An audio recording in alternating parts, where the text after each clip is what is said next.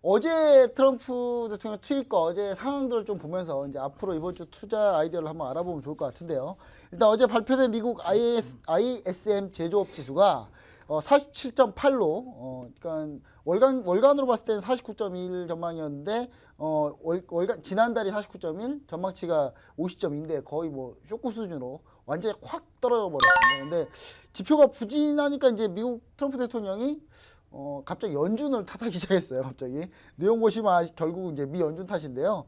미 연준 위원들 발언이 이번 주에 좀 많이 있습니다. 이미 한 2분 정도 하셨고 이미 파월 의장도 연설이 이번 주에 있다고 하는데 두 스탄이 봤을 때 제조 지표와 미 연준 코멘트까지 좀 우리가 생각을 해봤을 때 다음 주 상품별로 어떤 트레이딩 전략이 좋을지 한번 여의도 변프로님 한번 강연회 때 좀 자세히 얘기해 주시고 이번에 간략하게라도 한번 그래도 한번 힌트를 좀 주시기 바랍니다. 예, 일단은 그 이 ISM 제조업 지표에 대해서 제가 잠깐만 네. 설명을 드리면 요거는 이제 미국의 제조업 그러니까 화폐가 1위부터 있죠. 400이 그러니까 미국을 대표하는 400개의 대표적인 그 제조업 네. 기업의 구매 담당자들을 서베이를 합니다. 원래는 PMI로 많이 하잖아요. PMI라고 부르잖아요. PM은 또 따로 있고요. 네. 요 ISM은 ISM이라는 그 기관에서 집계해서 발표하는 건데 400명의 그 구매 담당자들한테 그 서베이를 하는데 뭐 앞으로 좋아질 거냐, 아니면 뭐 same, 그러니까 그대로 갈 것 같으냐, 아니면 나빠질 거냐 이렇게 세 가지 형태로 질문을 해요. 네. 그래서 그 중에서 사실은 삼지선당에서 꽂는 겁니다. 그래서 심리적인 상태를 이제 좀 예, 그렇죠. 얘기하는 거죠. 네. 그래서 이제 사실은 이렇다 보니까 주관적인 것들이 조금 개입이 될 수 있어요. 그래서 정확하지는 않습니다만 중요한 거는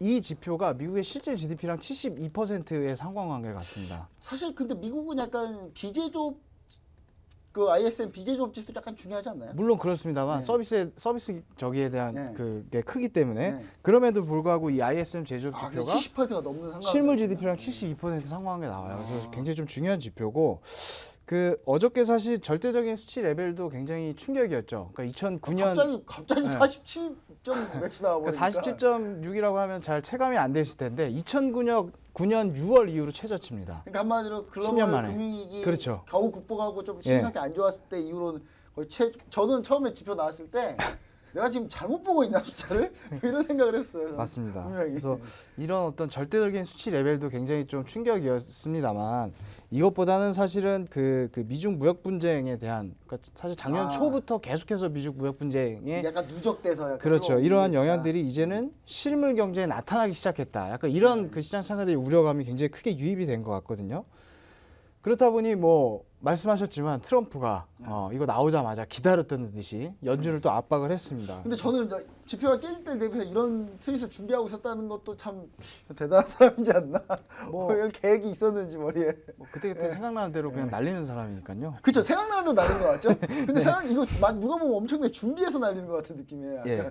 그래서 이제 이렇게 됨으로써 자연스럽게 10월 말에 있을 10월 말 그 FOMC에 대해서 금리 인하에 대한 기대감이 굉장히 높아졌어요. 그래서 페더치 그 사이트를 보면 ISM 제조업 지표 발표하기 전만 해도 금리 동결에 대해서 보는 퍼센트가 65% 정도 됐어요. 네, 네. 65%인데 이게 하루 만에 네.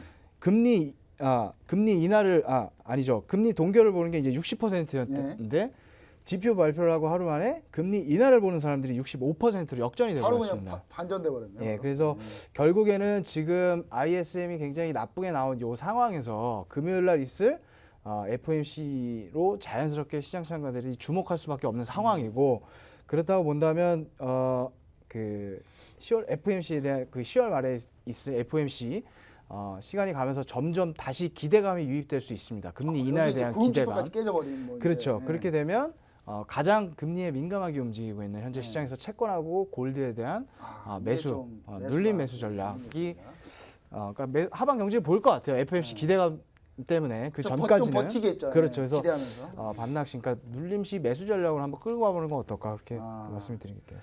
일단은 사실 제가 봤을 때는 FOMC 10월 FOMC 회의 때 별거 없이 넘어가는 게 보통이라 생각해서 아무 일이 없을 줄 알았는데 시장을 끝까지 어렵게 만드네요 지표들이. 네, 그리고 10월 말에 막 별의별 이제 많이 몰려 있어요 좀 이벤트들이. 그래서 다음 주도 이벤트 많은데 다음 주도 우리나라 옵션 만기일에 미중 무역 협상 실무회담 들어가기 시작하는 그 다음 주가 이제 시작이라서 다음 주도 많은데 일단 다음 주 전략부터까지 해가지고 한번 전체적으로 한번 투자 아이디어를 얻어보고 있는데요. 먼저 그럼 이제 선제스타님 봤을 때는 요즘 시장 상황으로 봤을 때는 어떤 투자 아이디어가 좀 좋을까요? 해외 선물 쪽으로 봤을 때요. 뭐 이렇습니다. 뭐 지금 그러니까 뭐 가장 큰 그림들은 나스닥에 대한 매도세가 세지느냐인데 아직은 좀 이르다는 관점이고요. 아직 쉽게 밀리긴 좀 네, 그렇다. 일봉상에서는 굉장히 중요한 구간에 와 있습니다. 추세 하단부 지지력들 와 있고. 그래서 뭐 결론부터 말씀드리자면 우리는 뭐 배팅하는 사람이라서 배팅에 관련된 말씀을 드리겠습니다. 자, 지금 저희가 고점에서 나스닥 같은 경우는 7,660 지수까지 매도를 끌고 왔었고요. 그 다음에 네. 7,660 지수에서 매수, 그 다음에 최고점에서 거짓말처럼 변곡 어제 매도를 노리고 매도. 끌고 왔었습니다. 자, 얘네들 중요한 건 뭐 이렇습니다. 우선 7,600 지수가 깨지느냐 마느냐 그게 제일 중요한데 우선은 얘네들은 7,550 지수까지를 하방 제약으로 두고 있습니다. 그래서 아직까지 여기서 7,660 지수 이 부분 하단부 경직을 그대로 갖고 있는 애들이 힘이 약하더라도 7,550 지수 이하로는 별로 깨는 걸 그러니까 한마디로 7,600 지수 아래에서 매도 추격하기는 아직 위험하다는 이야기죠. 추가로 그래서- 이제 매도를 보는 게 사실 좀 쉽지 네네네네. 않다. 그렇다는 이야기고요. 그래서 우선은 7,500 지수 중반 자리들까지는 지지력을 볼 생각이고요. 그 다음에 우선은 7,850 지수는 저항을 갖고 있기 때문에 당분간 혼조세 전략들 그대로 끌고 갈 생각하고 있습니다. 그리고 뭐 유로 같은 경우도 이렇습니다. 유로 같은 경우 지금 1.1100대가 굉장히 중요한데 어제 저가에서 매수 반등이 우리가 목표를 여기서 끝낸 이유가 여기서 오늘 저가 매수를 다시 드렸습니다. 골드도 똑같이 드렸고요. 매수로 보고 계시네요. 네, 어제 매수 급등에 다시 오늘 눌린 매수를 드렸는데 어차피 고점 바로 두분다 약간 좀 넘어가기는 비슷해요. 예. 네, 힘들 거다. 단 유로가 1.100대를 안착하기 시작하면 1.10800을 목표로 찍으러 가는 그림들이 다음 주에 나올 거고요. 그 다음에 골드 같은 경우는 아직도 저항들이 세죠. 이 아래 하단부들 보시면 지금 1493달러부터는 저항이 아직 세죠. 그 다음에 지금 이 구간을 계속 시도하고 있지만 상단부 제약이 걸린 상태에서 아직 돌파는 못하고 있는 상태죠. 얘네들은 장기적으로 1525달러, 26달러를 다시 확인하는 그림을 보려고 합니다. 그래서 네. 오늘 매매 전략도 눌림에서 고점을 넘어갈지는 아직 모르겠다. 근데 얘네들을 계속 시도할 거기 때문에 눌림에서 오늘 매수 전략을 끌고 가고 위에서는 당분간 쫓아가지 말고 아래에서 끌고 가는 애들만 그러니까 매수 저 입장으로 라인 끌고 떼에서 가봅시다. 막 한참 경합을 벌일 때 굳이 쫓아가지 말고 네네. 거기서 조금 밀렸을 때 좀 매수를 안정적으로 잡자. 이미 유럽장에 한번 눌려서 줬었죠. 그래서 뭐 그런 전략이고요. 그 다음에 크루드오일 같은 경우 이렇습니다. 지금 50달러는 깨지 않는 전략으로 지금 자리들 굉장히 중요해서 오늘 53.40대를 잘 지키는지를 주문해 놓고 왔다 그랬죠. 물론 이제 가서 제가 같이 매매를 해드릴 거지만 그 얘네들은 오늘 못 지키는 상황이 되면 우선 52.50, 51점 초반대까지 하단부 가능성을 약간 열고 다시 되돌리면 56달러 중반까지를 보려고 하는데 그래서 지금 제일 가장 중요한 거는 크루드오일이 여기서 멈추느냐에 대한 지금 문제입니다. 색깔이 지금 내내 파라니까요. 네. 음봉이 몇 개입니까 그렇죠. 도대체 지금? 이것도 굉장히 중요한 의미가 있습니다. 이게 사실은 그 누구도 얘를 다 매수를 잡았을 거란 말이죠. 왜 그러냐면 추세가 난 상태에서 이슈가 불거졌기 때문에 하락 추세에서 이렇게 그렇죠. 상방 네. 골든 크로스로 최소한 빠졌기 여기서 때문에. 부합이라도 뛸 거라고 예상을 했을 겁니다. 하지만 저번에 제가 나올 때 말씀을 드렸죠. 얘네들은 아래 54.50대를 보고 있는 이상한 그림이다. 네. 그래서 얘네들 57.80대가 무너지면 바로 얘네들 다 찍는 그림이다. 그래서 여기서도 저희도 계속 반등을 노렸었습니다. 그 다음에 저녁에 이 구간에서 빠지기 시작해서 얘네들은 장기적으로 54.50대를 찍으러 가는 애들이다. 근데 지금 중요한 건 이겁니다. 왜 여기서 바로 반등을 롱포로 못 끌고 가냐면 지금 분명히 54.50대를 보고 있을 겁니다. 그래서 사실은 어제 반등 여기서 해버렸어야 되는데 지금 기가 막힌 다음부터 54.50을 저항을 하고 있죠. 그래서 여기서 혼조세 띄고 바로 갈 거라면 이 아래 구간 하단부 그래서 50 지지력부터 40 그래서 최대 손절을 20에다 두고 싸울 수 있는 보합권 싸움을 하셔야 된다. 그래서 이게 깨지 않으면 여기서 혼조세를 띄다가 얘를 뚫을 수 있는 구조가 되는 거고요. 그렇지 않으면 얘네들은 한마디 더 52.50대까지 또 낮춰놔야 되는 그림이기 때문에 오늘 지지력들 굉장히 중요하고요.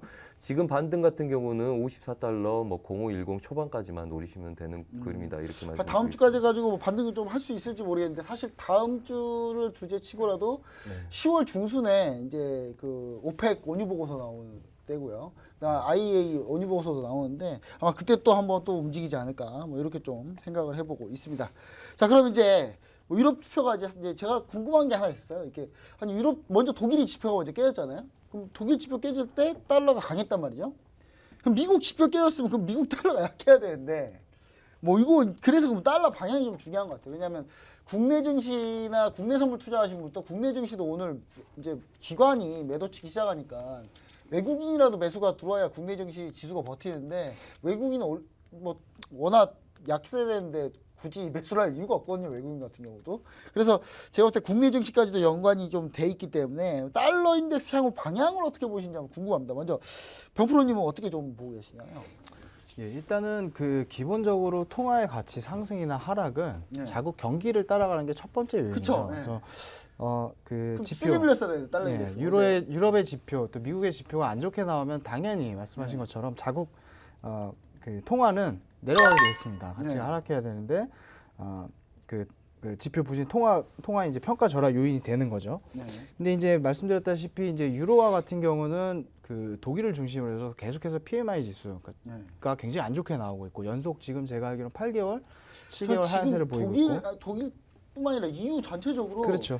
아 이거 저는 약간 불안하거든요. 이유가 왜 이렇게 이유가 살아날 생각을 아예 안 하니까 원래 예정대로면 진작 살아나서 양적 완화 끝냈어야 되는데. 예, 그래서 그 수준이 뭐 요새 DLF 뭐 이런 네. 거 뭐 이야기 많습니다만 독일 네. 채권 금리가 지금 마이너스권으로 덕분에 우리나라 그 모 은행에서 판매한 게 다 손실이 났죠. 지금. 예, 뭐 그럴 정도로 지금 굉장히 안 좋기 때문에 그래서 여기서 그런 것들을 본다면 바로 유로화의 반등이 급박하게 일어날까 기술적인 반등이 있을 수 있습니다만 어떤 추세적으로 다시 돌아오려면 아직 시간이 조금 더 필요한 상황이다. 그리고 이제 달러는 사실 어떤 그 미국의 통화라고 볼 수도 있지만 안전자산 중에 또 하나입니다. 그렇죠. 사실 예. 안전자산 중에 하나죠. 예. 예, 그래서 왜 그 지표도 안 좋고 안 좋은데 달러는 안 내려가느냐? 팍 그리고 빠져야 되는데 금리도 이게. 지금 두 차례 인하를 했는데 왜 안 내려갔느냐라고 이제 좀 의문. 거기에 속은 투자들이 되게 많아요. 해외 선물 하시는 분들. 그러니까 이제 그게 조금 네. 겉핥기로만 알고 계신 분들이 아, 그런 그렇죠. 그런 네. 거죠. 그래서 이 달러는 기본적으로 어떤 시장의 변수에 크고 글로벌 경기 둔화라든지 악재가 생기면 안전자산으로서 매수세가 몰리거든요. 그래서 그러한 것들을 봤을 때 이제 쉽게 달러가 다시 여기서 아래쪽으로 금리 인하를 한다고 하도 그런 기대감들이 시장에 많이 유입이 된다고 해도 반대 통화인 유로화라든지 아니면 어떤 안전자산으로서의 어떤 시장에 대한 매수세 이런 것들을 봤을 때 달러의 강세가 여기서 좀 뭐 크게 이어진다고 보기 힘들지만 여기서 뭐 급하게 내려온다 달러가 이제 급격하게 고점 내려가기 좀 쉽지 않다. 예, 쉽지 않다라고 보여집니다. 사실 이제 이 질문들을 제 이제 아는 대학생들이 좀 있어요. 제가 네. 가끔 중앙대 사람들 분들 해가지고 뭐 이렇게 조금 모임해서 제가 얘기해 주는 게 있는데 거기서 항상 학생들이 질문을 항상 이런 걸 하더라고. 아니 달러 밀려야 되는데 왜 안 밀리냐? 트럼프 대통령 맨날 채권 발행하고 경기 부양하고 맨날 그런다고 맨날 압박하고 그러고 있는데 그럼 달러는 도대체 언제 밀리냐? 그래서 저는 참 이제 이 부분에 대한 답은 이 프로그램에서 병프로님 얘기를 들으면 아마 되지 않을까. 그 제가 그 강연회 때 가라 그럴게요. 제가 그 알겠습니다. 학생들한테. 예, 알겠습니다. 자 그럼 선제스탄이 봤을 때는 달러 인덱스 좀 어떻게 보고 계시나요? 네.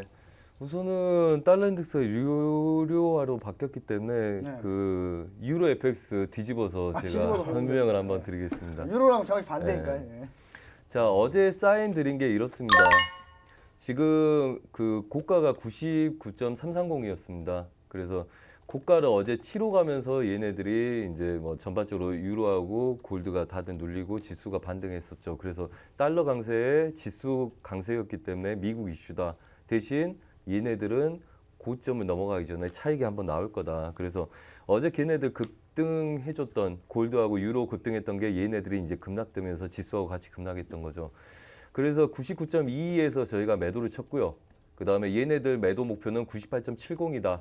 미리 말씀을 드렸습니다. 그래서 98.70 끝난 다음에 반등 다 먹고 그 다음에 되돌리기 시작했죠. 그래서 98.70에서 반등한 애들은 99.15입니다. 오늘 고점이. 그래서 99.15까지 반등할 거고 99.15 가면 다시 매도로 돌려서 본다.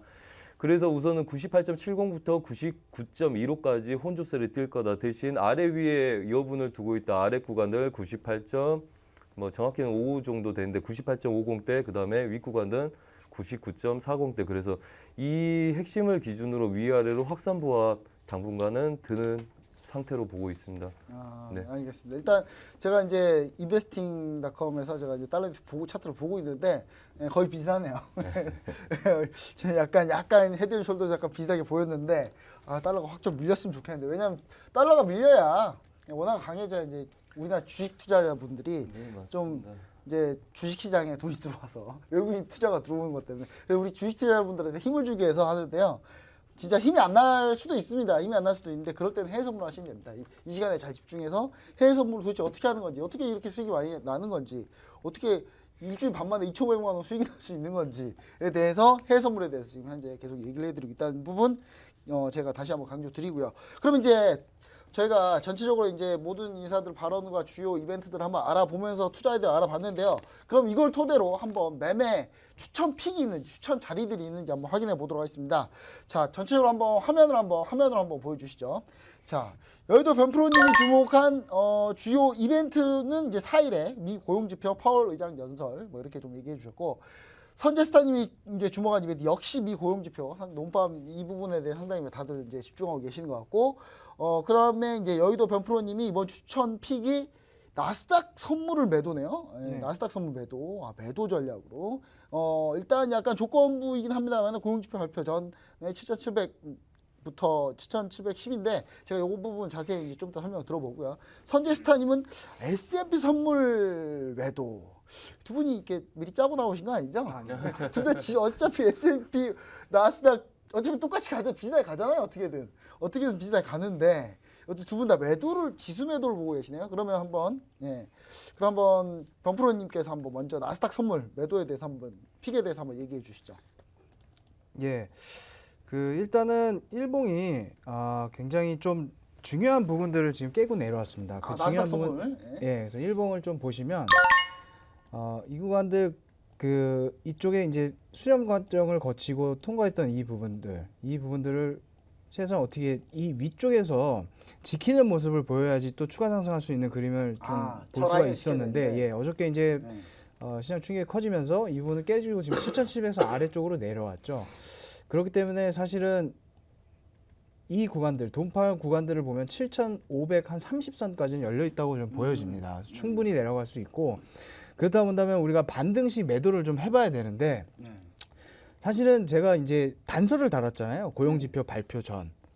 그 전에 이제 지수 자리에 있어야 되는 거죠. 그렇죠. 그러면은 오늘하고 내일하고 금요일 오전장까지 시간이 아직 충분하거든요. 그래서 고용지표가 발표하고 난 다음에는 또 그 결과치 보고 다시 시장을 해석해야 되기 때문에 그 전까지 만약에 이 구간들이거든요. 7,700 이 구간들 7,720에서 25선 부근 딱 거기서 머물 때 요 선까지 온다고 하면 여기서는 좀 매도를 해봤으면 좋겠고, 아래쪽으로는 말씀하셨다시피 여기서 7,600선 언더까지 충분히 내려갈 수 있다. 그래서 요렇게 한번 금요일 고용지표 전까지는 나스닥 선물 매도를 한번 보면 좋을 것 같고, 손절은 뭐 한 40틱, 50틱 정도만 보시면 될 것 같습니다. 제가 봤을 때는 이 추천 픽에 상당히 좀 기억을 많이 하셨다가 반드시 꼭 한번 실행해 보신 다음에 강연에 오셔가지고 한번 끝까지 한번 강연에 오신 분들 대상으로 실전 매매반도 운영하신다고 하니까 같이 한번 하시면 되겠네요. 그럼요. 제일 좋죠. 알겠습니다. 제일 좋은 상황이 있지 않을까. 실전 매매반을 직접 실전 매매반을 운영하신다고 하시니까요.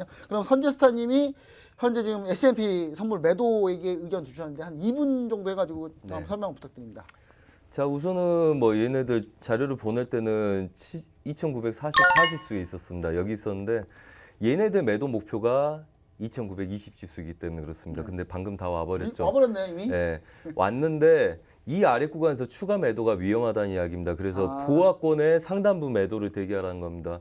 왜냐하면 일봉상에서 굉장히 높은 구간에 있기 때문에 다들 매도 전략을 펼치는데 사실 매도가 장기적으로 굉장히 길게 빠져도 되는 구조거든요. 근데 실제적으로 미국 지수들이 계속 버티고 있단 말이죠.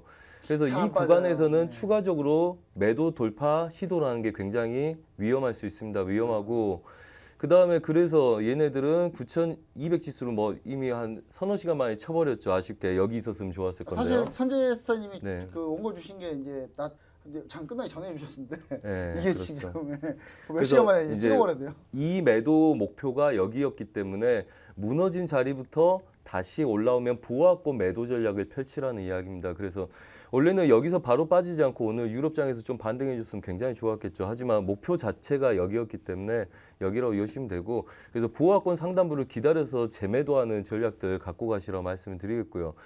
우선은 지금 이 구조에서 빠지더라도 뭐 추가적인 그림들은 뭐 2920 지수, 아래 구간들은 뭐 2898 지수 정도가 있는데, 만약 이 자리를 오늘 내일 찍어버리면 얘네들은 계속 여기서만 보합됩니다. 하지만 2920 지수를 못 깨고 반등을 주면 얘네들은 중간까지 반등 주더라도 다시 이 윗구간 전체 보합을 띌 그림입니다. 그래서 매도를 조급하게 추격하지 마시고 반등을 기다리셨다가 재매도 박스권 상단부 보합권에서 미는 1차, 2차 매도를 보시라. 그래서 뭐 매도가 빠진 것 같다 해서 쫓아가는 거 굉장히 좀 위험한 상황이기 때문에 아직 추세를 깨지 않았을 때 추세 저항 근처에서 또 주식하듯이 쫓아가지 마시고요. 이 구간들 깨지 않는 상태에서 이 구간에서 쫓아가다가 돌리기 시작하면 그냥 보합권에서 며칠 동안 물려 있을 수 있기 딱 좋은 자리입니다. 그래서 진입 자리들 2962 지수 반등 보수적인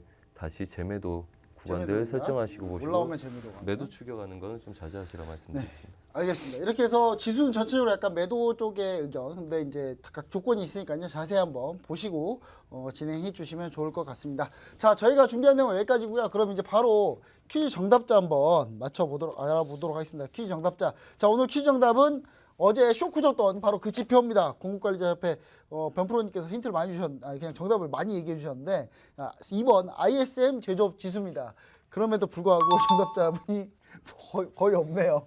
예, 일단 9659님이 맞춰주셨고, 토겐스탁 별톡방에서 이제 올라주신 분이 있는데, 대마불사님, 이렇게 해서 두 분께 한 분이 없네요, 오늘. 예, 어려웠나요? 이게 약간 영어 쪽으로만 흘러가면 다 어려워 하시는 것 같습니다. 일단 두 분이 맞추셨으니까 그 두 분에게 저희가 상품을 보내드리도록 하겠습니다. 자, 그리고 오늘 토겐스탁에서 이제 트럼프 살점목 같이 해주신 이 여의도 변프로님, 그다음에 현저스타님이 끝나고 바로 야간 무료 방송을 진행하신다고 하시니까요. 토겐스탁 검색하셔가지고 무료로 각 노란톡 메신저나 이런 데 참여하셔가지고 많은 얘기 나눠주시면 좋을 것 같습니다.